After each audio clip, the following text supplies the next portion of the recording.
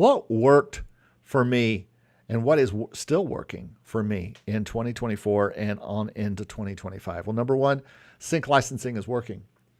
Sync licensing is bringing in more PRO income. My performance royalties were up 705%.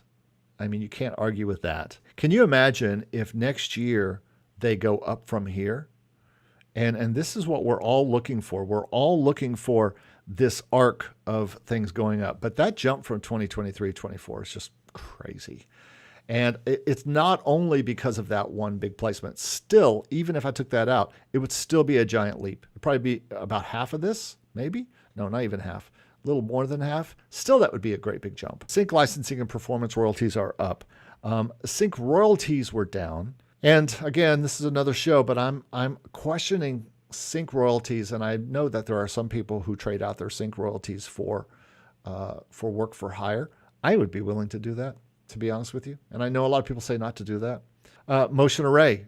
I'm going to stick with motion array. As a matter of fact, I'll announce here next week how I'm going to make money in 2025, my goals. And motion array and Pond5 are part of that. And I'll explain that because both of them were up so significantly. Don't know if the AI income that we all made from Pond5 is going to continue to go up like it did last year and give us a big month, especially now that they are cutting back our rates. The data set earnings are also being cut down from what I understand was 40% down to 20%. So I think that's being cut in half.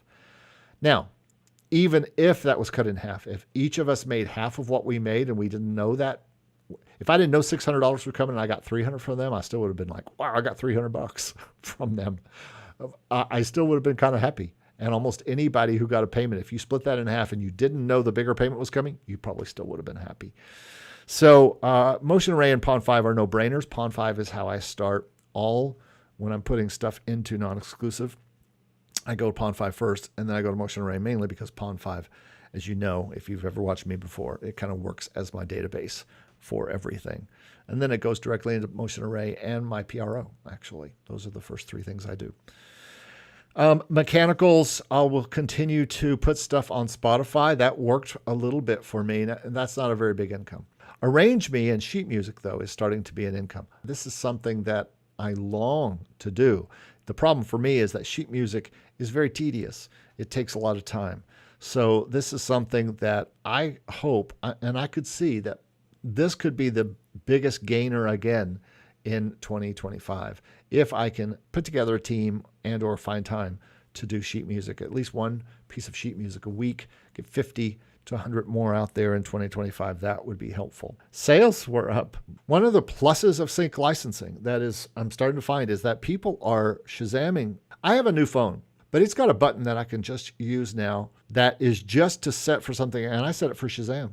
And so I can automatically, if I hear a song on TV, I can push that button. It's going to listen to what's being played on television. And people do that, and they find out what the song is, and then they go and they stream it at Spotify or wherever.